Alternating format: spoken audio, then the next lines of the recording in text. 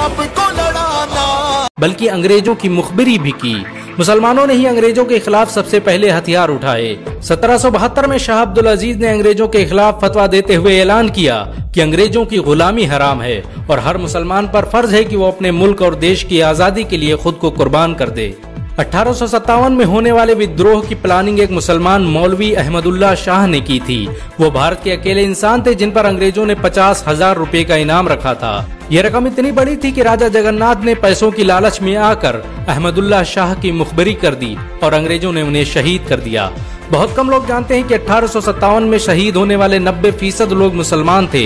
जालियांवाला बाग में general Dyer की गोलियों का निशाना बनने वाले अधिकतर लोग भी मुसलमान थे। भारत की आजादी का नेतृत्व करने वाले संगठन इंडियन नेशनल कांग्रेस के 9 से अधिक प्रेसिडेंट मुसलमान रहे। गांधी जी ने अफ्रीका में जहां वकालत की पढ़ाई की, वो कॉलेज भी एक भारतीय मुसलमान का था और वह जब भारत में आए तो उन्होंने आजादी के लिए अली ब्रदर्स के साथ काम करना शुरू किया जो कि मुसलमान थे।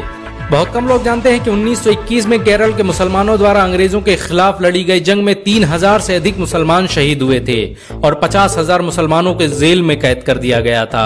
ये आंदोलन मोपला मुस्लिम आंदोलन के नाम से जाना जाता है। 1942 में शुरू हुए भारत छोड़ो आंदोलन की रूपरेखा मौलाना अबुल कलाम आजाद ने तैयार की थी। संविधान निर्माता डॉक्टर भीमराव अम्बेडकर को पहचान दिलाने में मुसलमानों का बड़ा योगदान रहा है। 1946 में जब भीमराव अम्बेडकर दलित होने की वजह से इलेक्शन हार गए तो बंगाल मुस्लिम लीग ने उन्हें मुस्लिम इलाके से इलेक्शन लड़ने की दावत दी। इस तरह भीमराव अम्बेडकर संविधान सभा का हिस्सा बन सके।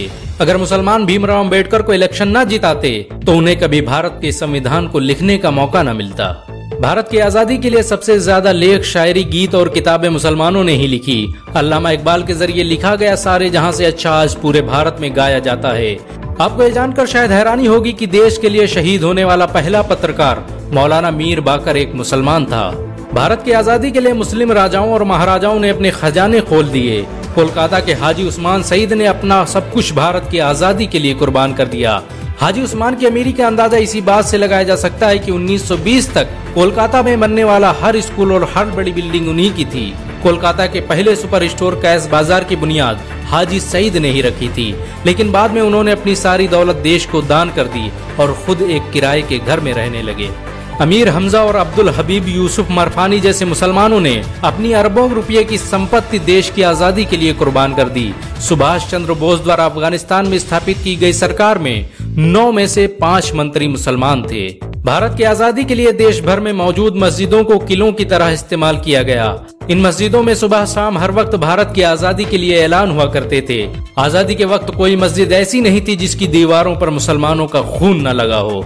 इन सब के अलावा ऐसे करोड़ों मुसलमान हैं जिन्होंने भारत की आजादी और उसकी अस्मिता के लिए अपना सब कुछ कुर्बान कर दिया। सच तो ये है कि भारत की आजादी मुसलमानों के बगैर मुमकिन न थी।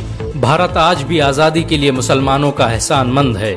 अगर एक मुसलमान होने के नाते आपको गर्व महसूस हुआ हो तो इस वीडियो को लाइक और शेयर जरूर करें। ऐसी और वीडियो को देखने के लिए हमारे चैनल को सब्सक्राइब करें। घंटा